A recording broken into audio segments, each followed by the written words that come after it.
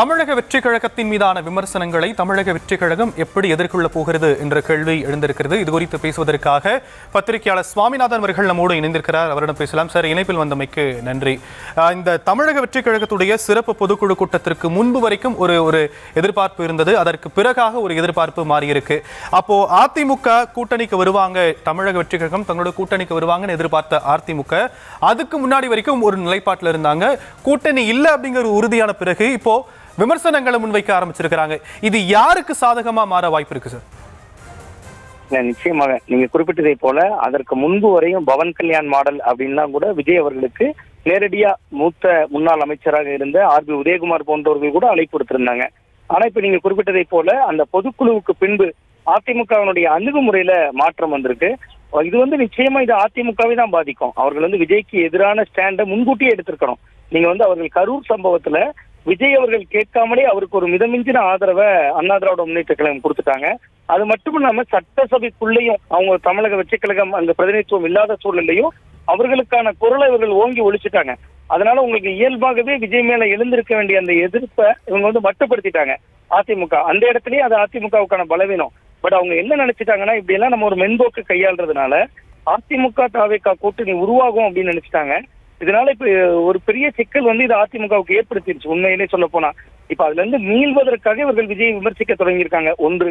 இரண்டாவது, இதுல விஜய் அவர்கள் வரல அப்படிங்கிற சூழல்ல கூட்டணிக்குள்ள வரல என்பது ஏறக்குறைய உறுதியாயிருச்சு. ஏன்னா அவர் தன் தலைமையில கூட்டணி தான் முதல்வர் வேட்பாளர் என்பதிலும் ரொம்ப தெளிவாக குறிப்பிட்டுட்டாரு ஏற்கனவே பொதுக்குழுகள்ல. அப்ப இவங்க அதிமுகவுக்கு இயல்பாகவே இப்ப விஜய் அவர்களை பலவீனப்படுத்தணும். ஏன்னா இன்னைக்கு ஒரு திமுக எதிர்ப்பு ஓட்டு என்கிற ஒரு ஓட் பேங்க் இருக்கு தமிழ்நாட்டுல. அது ஒரு பொதுவா ஒரு கட்சி ஆளுகிற பொழுது 5 ஆண்டுகள்ல ஒரு எதிர் மனநிலை கொண்டவர்கள் அதிமுகவுக்கு வாக்களிப்பாங்க, அல்லது திமுகவுக்கு வாக்களிப்பாங்க. யார் ஆள்கிறார்களோ அவங்களுக்கு எதிராக வாக்களிப்பாங்க. இப்ப விஜய் அவர்களை விட தான் ஒரு பிரதான எதிர்கட்சி என்கிறதுக்காக அதை காட்ட வேண்டிய ஒரு போராட்டகரமான சூழலையும் இன்னைக்கு அண்ணா திராவிட முன்னேற்ற கழகம் தள்ளிவிடப்பட்டிருக்கு. அதனுடைய வெளிப்பாடு தான் அவர்கள் இப்ப விமர்சிக்க தொடங்கியிருக்காங்க அப்படிங்கிறத பாக்குறேன். பட் இந்த விமர்சனம் என்பது ஒரு காலதாமதமான விமர்சனம் தான். இதை அவர்கள் கரூர் சம்பவத்திலிருந்தே கையாண்டிருந்தால், முன்கூட்டியே இந்த எதிர்ப்பை காட்டியிருந்தால் விஜய் அவர்களுக்கு தன்னுடைய அரசியலை நிலைநிறுத்திக் கொள்வதற்கு ஒருவேளை கூட்டணி தேவையோ என்று நினைத்திருக்கலாம். ஆனா இன்னைக்கு அவர்களின் குரலை இவர்கள் மென்மைப்படுத்தி விட்டு இப்பொழுது விமர்சிப்பது என்பது விஜய் ரசிகர்களிடம் அதிமுகவுக்கு இழப்பை ஏற்படுத்தும். அது அவர்கள் அதிமுகவினர் போக போக உணர்வாங்க. இதை முன்கூட்டியே செய்திருக்க வேண்டிய விஷயம் கொஞ்சம் தாமதமாக செய்யறாங்க அப்படிங்கிறத பார்க்கலாம்.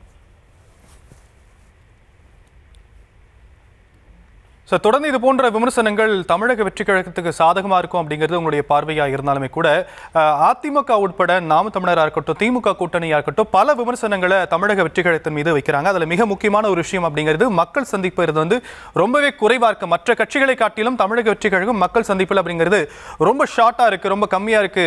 அப்போ எந்த அளவுக்கு அவங்களுக்கு ரேப்போ இருக்கும் அப்படிங்கிற ஒரு விஷயமும் இருக்கு. ஆனால் இது போன்ற விமர்சனங்களுக்கு விஜய் தரப்புல இருந்து இது வரைக்குமே ஒரு ஸ்ட்ராங்கான ஒரு பதில் எந்த இடத்துலையுமே கொடுக்கப்படலை. அப்போ விஜய் இவ்வளவு காலம் மௌனமா இருக்க ஒரு ஸ்ட்ராட்டஜியா இருக்குமா அப்படிங்கிற ஒரு கேள்வி எழுப்பப்படுதுல? ஆமா, கண்டிப்பா சார். அதாவது விஜய் அவர்கள் மக்களை சந்திக்கணும், களத்துல இருக்கணும், மக்களோடு இருக்கணும். தமிழக வெற்றிக் கழகம் எத்தனை போராட்டங்கள் நடத்திருக்காங்க, ஆர்ப்பாட்டங்கள் நடத்திருக்காங்க, எல்லாமே உண்மையிலேயே விவாதத்திற்குரியது. ஒரு அதிமுகவுக்கு இணையாகவோ, ஏன் நாம் தமிழர் கட்சிக்கு இணையாகவோ, வேறு எந்த கட்சிக்கு இணையாகவோ இவர்கள் மக்கள் திரளோட ஒரு பெரிய நெருக்கம் காட்டலதான். ஆனா மக்கள் மனங்கள்ல அவர் ஒரு திரை நாயகனா இயல்பாகவே போய் அமர்ந்துகிட்டார். நீங்க 1967 திமுக ஆட்சிக்கு வந்தது, 1977 எம்ஜிஆர் ஆட்சிக்கு வந்தாரு. அதே போல ஒரு மாற்றத்தை ஏற்படுத்துவோம்னு விஜய் அவர்கள் தொடர்ந்து சொல்றாரு. அண்ணா அவர்கள் உழைத்த உழைப்பு அதற்கு பின்னால் கடுமையாக இருக்கு. எம்ஜிஆர் அவர்கள் திராவிட முன்னேற்ற கழகத்துல இருந்தே உழைத்து வந்தவர். பட் விஜய்க்கு அவ்வளவு பெரிய உழைப்பு தேவைப்படலை. இல்லை இன்னைக்கு உண்மையிலே காலம் சமூக வலைதள காலமா இருக்கு. சோசியல் மீடியால பெரிய அளவுல ஒரு தாக்கத்தை ஏற்படுத்துது. நேற்று அவருடைய பாடல் வெளியாகி இருக்க பொழுதே அதை ஒரு 40 நிமிடத்துல ஏதோ நான் பார்த்தேன். 40வது நிமிடத்தில் நம்ம பார்க்கிற பொழுதே ஒரு 10 லட்சம் பேருக்கு அதிகமான பேர் பார்க்கிறாங்க. இதைத்தான் அவர்கள் நம்புறாங்க. இன்னைக்கு சமூக வலைதளங்கள் நமக்கு ஆதரவாக இருக்கு, மக்கள் நம்ம பின்னால இருக்காங்கன்னு நினைக்கிறாங்க. பட் நீங்க கேட்பது எல்லாமே ஆட்சிக்கு வருவதற்கு தேவை. ஒரு கட்சி ஆட்சிக்கு வரணும், ஆட்சியாளராக தீர்மானிக்கப்படணும்னா அவர்களுக்கு மக்களோடு நெருங்கிய தொடர்பு இருக்கணும். பட் நான் நினைக்கிறேன் இந்த தேர்தலில் தங்கள் கட்சியின் பலத்தை தான் அவர்கள் காட்டுவார்கள் என்பதாகத்தான் நான் யூகிக்கிறேன். அவர்கள் பலத்தை காட்டுவதற்கு இப்போது இருக்கிற அந்த மெத்தடே போதும்னு அவர்கள் நினைத்திருக்கலாம். பட் அவர்கள் ஆழமா நம்புறாங்க மக்கள் நமக்கு மொத்தமா ஓட்டு போட போறாங்கன்னு. ஆனா அது தேர்தல் நெருக்கத்துலதான் நமக்கு தெரியும். பட் இப்போ விஜய் அவர்கள் ரொம்ப கீழே ஒண்ணும் இல்ல கிரவுண்ட்ல அப்படிங்கறதான் நாம தொடர்ந்து மக்களை சந்திக்கிறேன் பேசுகின்ற பொழுது விஜய் அவர்கள் களத்துல இவர்களுக்கு இணையாக இல்லாவிட்டாலும் கூட ரொம்ப கீழே இல்லை அப்படிங்கறதான் நான் உள்வாங்கிக்கிறேன். நன்றி திரு சுவாமிநாதன். இனிப்பில் கருத்துக்களை பகிர்ந்தமைக்கு நன்றி.